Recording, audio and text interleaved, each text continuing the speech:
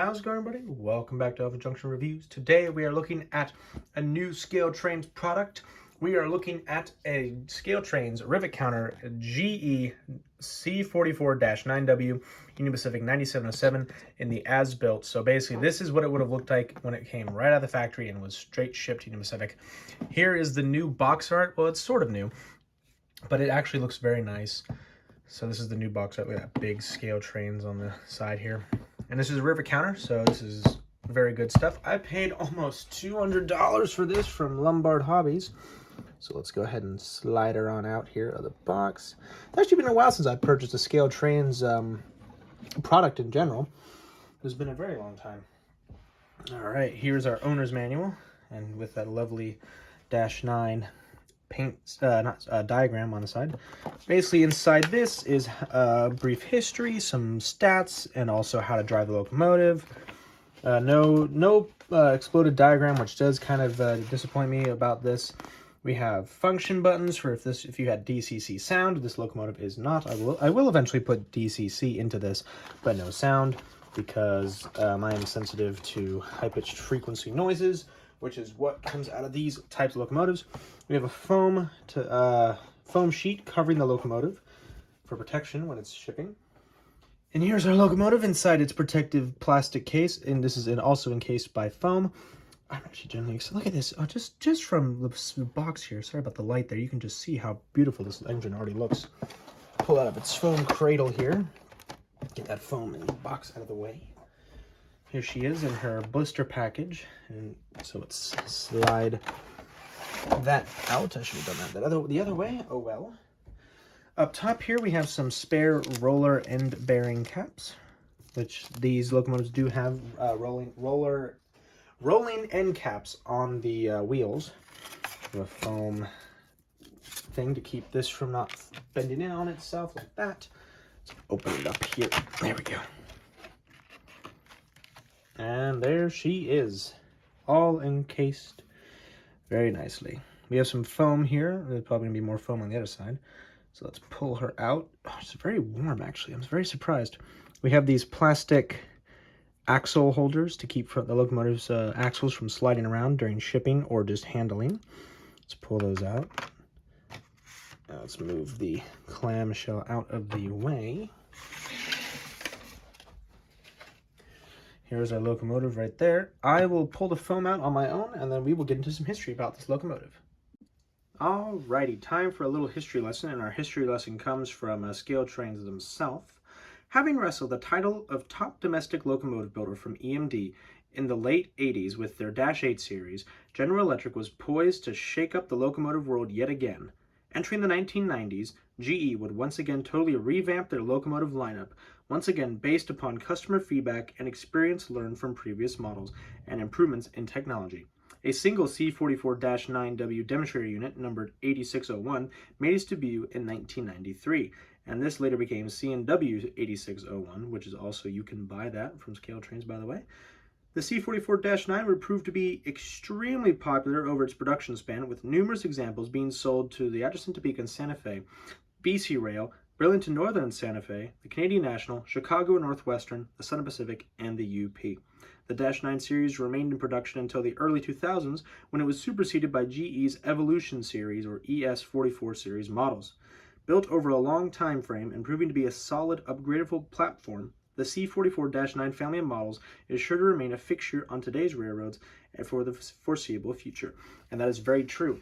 In fact, there are many -9s still roaming the country, specifically with BNSF and Norfolk Southern.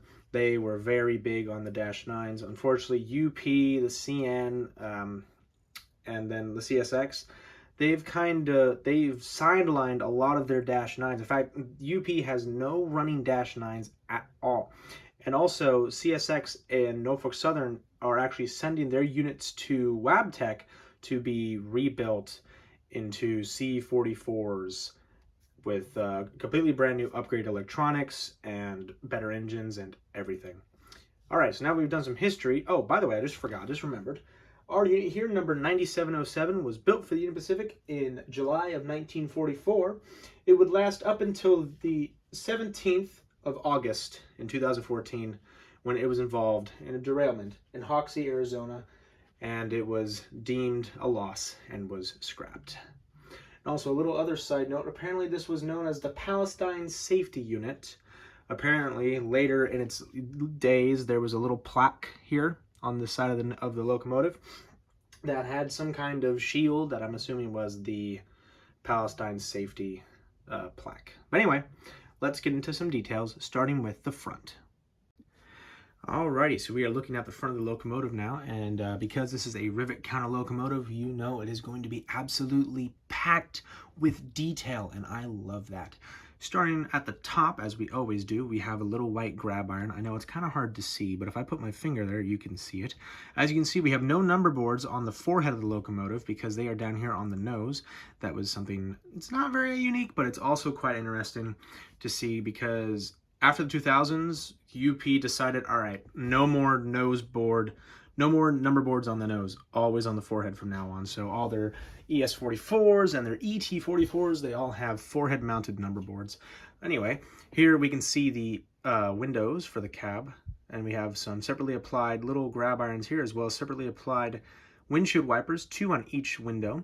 Working down here, we have grab irons that go the length of the nose here. We have 1 here, we have 2 right here, and 1 right here. Here are our sand filler hatches, 1 here and 1 here. Working down to the nose, we have our front-mounted headlight. We have some grab irons that work their way from the top of the nose down here to the bottom. Here are those number boards that do light up if the locomotive is in motion and has DCC. We have a little Union Pacific shield plaque right here, which is absolutely amazing. I love it. Here's our door with a window, and there's some illegible writing right here underneath the window, and unfortunately you cannot see inside the window. We have some more little grab irons right here just below the number boards, 1 on either side. We have our handrails, 2 on either side of the locomotive here that go down to the steps that are right in here that you cannot see, unfortunately. We have our handrail safety walkway with its safety chain, and right down here is the walkway light. Working our way down to the pilot, and the anti-climber is right here with its red sail stripe, which was common of UP locomotives in the 80s and the 90s. Once the 2000s started rolling along, they switched to the yellow safety NRA safety stripes that are reflective and visible at night if you shine a light over it. So anyway, that's our anti-climber. Here is our coupler cut bar right here. And we have our EMU cables and our lovely pilot-mounted ditch lights. I absolutely love pilot-mounted ditch lights. I think they're a very unique thing to see nowadays because modern locomotives now have them up here on the top of the anti-climber, which doesn't make them very unique. I think pilot-mounted ditch lights are a very unique thing to locomotives that have them. Here we have some more grab irons on the top of the large snowplow. Speaking of the snowplow, here it is, our very large snowplow, which looks very nice. We have 3 EMU cables on either side of the coupler here, and here is our air brake hose, and here is our ScaleTrains metal coupler, and you can actually just see the bottom of the coupler cut bar right in there. Alrighty, so now that we've looked at the front of the locomotive, let's take a look at the back.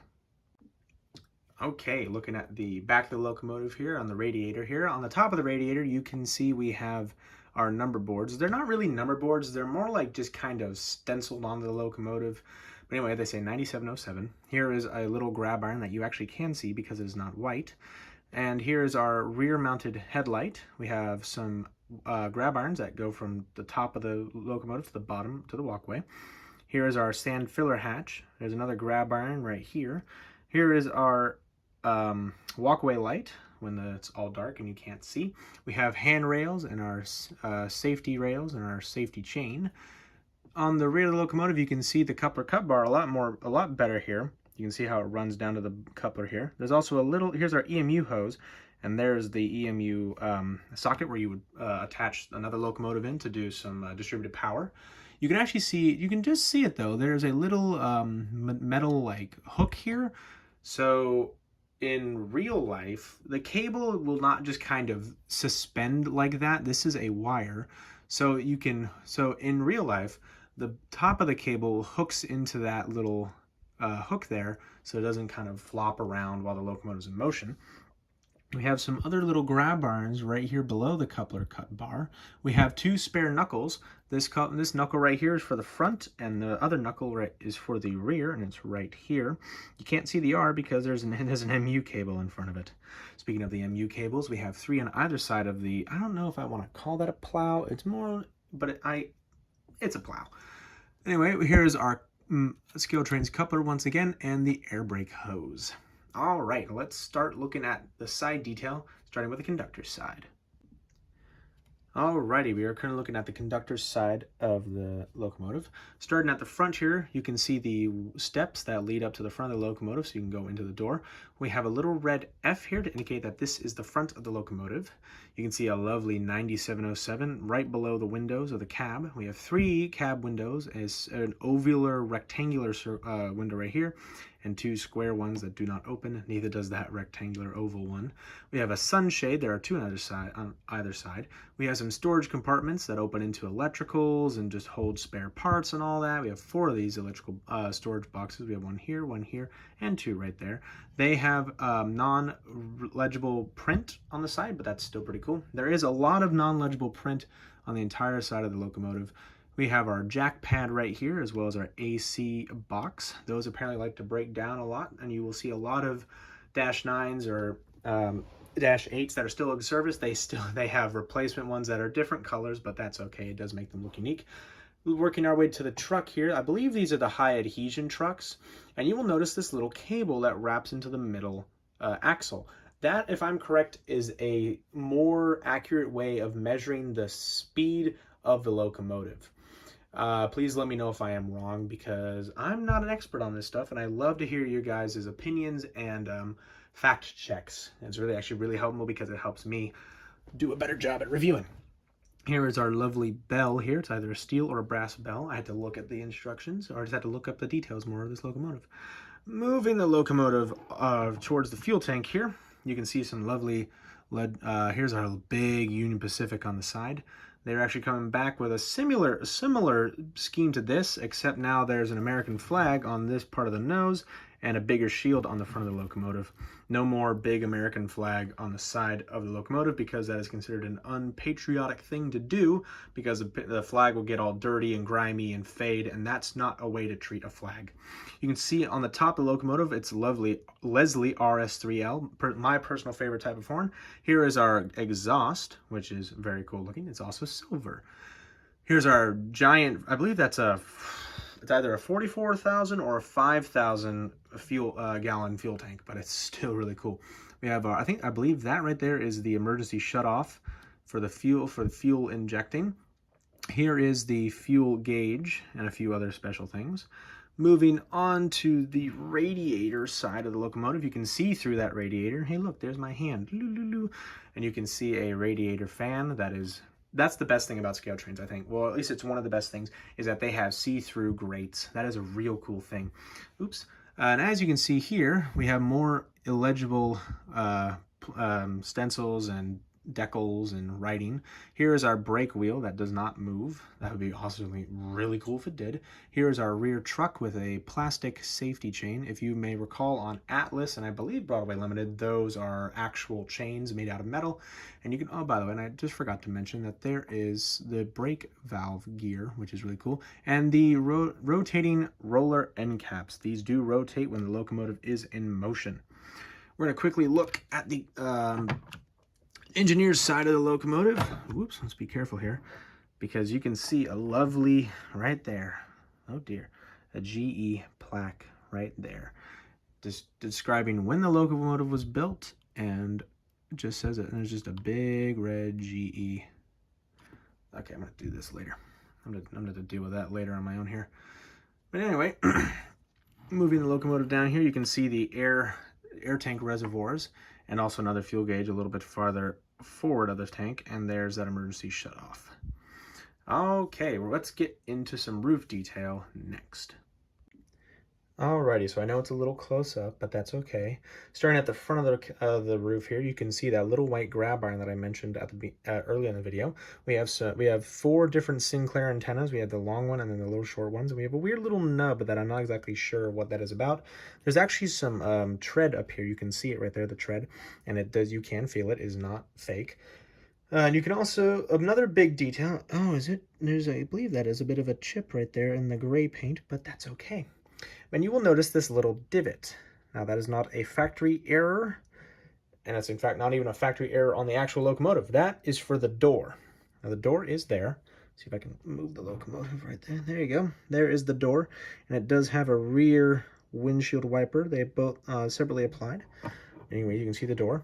Let's say the front of the locomotive was blocked, or you needed to open up the side panels on the locomotive here to turn the engine on. That's how you get through that door behind on the engineer's side. Now you can see there's more illegible writing on the roof here. And we're going to move the actual locomotive forward this way. Hey, there's my hand. There is the exhaust that I mentioned earlier and the Leslie RS3L. And the phenomenal great detail on the side of this locomotive, and is absolutely amazing. And there is that little gray grab iron that I mentioned earlier. Okie dokie, let's get into my final thoughts. For those of you who have been watching my videos since the beginning, first of all, thank you. But anyway, you would know that I really don't do any kind of rating, like grade style kind of rating of the locomotives. But if I did do it, I would have to give this locomotive a solid A, and not an A+, because there were 2 issues that I had with it. First of all, as you saw when I was reviewing this side of the locomotive, one of the the handrail sticks was popped out, so that was a bit of a disappointment. I was like, oh man, I wish they would kind of use better glue, but that's okay. And then the second reason is because there was that little blemish on when I was mentioning that little divot. I could see it, but apart from that, this locomotive is absolutely amazing. I love it, and I can't wait to get more UP stuff from ScaleTrains. I believe they're coming out with AC44 CWs in July, so I'm going to definitely get the red sill-striped version of that with the low-mounted ditch lights, of course, because low-mounted ditch lights are best. Fight me.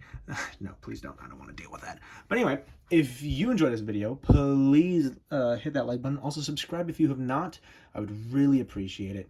And hit the notification bell when I upload in the future. I upload on Mondays and Fridays at 9 a.m., so stay tuned every Monday and Friday at that time. But anyway, thank you very much for watching, guys, and I will see you in the next video. Bye for now.